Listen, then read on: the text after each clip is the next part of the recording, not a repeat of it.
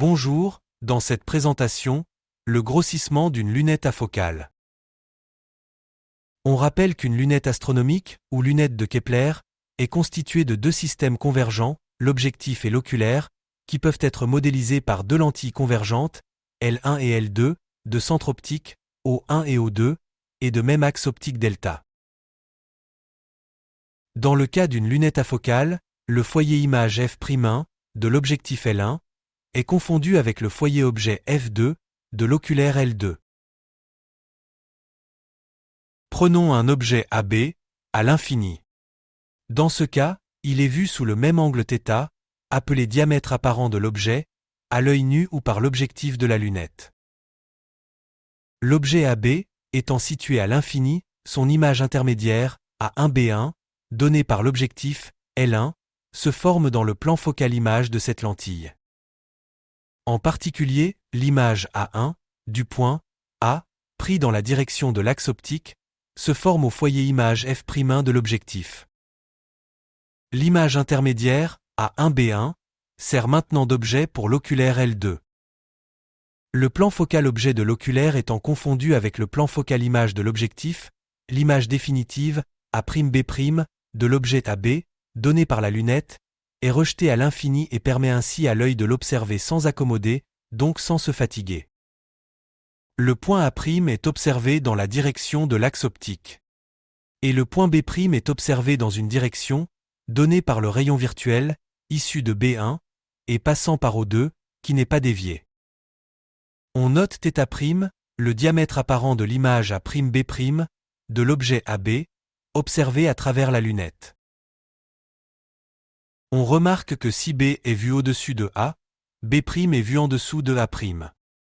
L'image est donc renversée, ce qui n'est pas gênant dans le cas de l'observation d'un objet céleste, où le haut et le bas n'a pas de sens. Le grossissement G de la lunette est le quotient du diamètre apparent, θ', de l'image d'un objet situé à l'infini, observé à travers la lunette, par le diamètre apparent, θ, de cet objet observé à l'œil nu. Dans cette expression, θ et θ' doivent être exprimés dans la même unité d'angle, en degrés ou en radians. Et G est sans unité. Voyons comment, dans le cas d'une lunette afocale, il est possible d'exprimer le grossissement G, en fonction des distances focales, f'1, de l'objectif, et f'2, de l'oculaire. On rappelle que pour un angle alpha, petit et exprimé en radians, la tangente de alpha est très proche de alpha. Cette approximation des petits angles peut s'appliquer aux angles θ et θ', qui sont en réalité bien plus petits que sur le schéma. Ainsi, dans le triangle O1A1B1, rectangle en A1, on peut écrire la relation de trigonométrie suivante.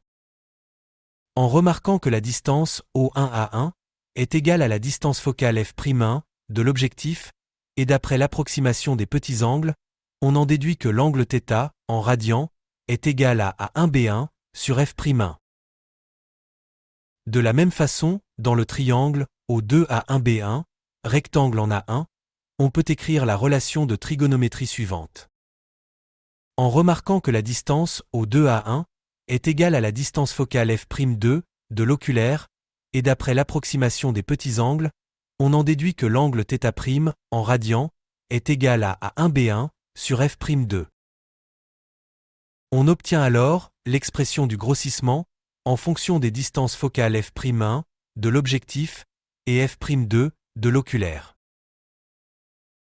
En conclusion, le grossissement G de la lunette afocale est le quotient de la distance focale f'1 de l'objectif par la distance focale f'2 de l'oculaire.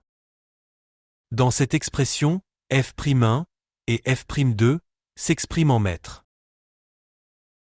Pour que la lunette soit grossissante, il faut que θ' soit supérieur à θ, donc que G soit supérieur à 1. C'est le cas si f'1 est supérieur à f'2. Par exemple, une lunette commerciale, dont l'objectif a une distance focale, f'1, égale à 700 mm, est livrée avec un oculaire de distance focale, f'2, égal à 25 mm. Son grossissement vaut 28. Cela vous a aidé?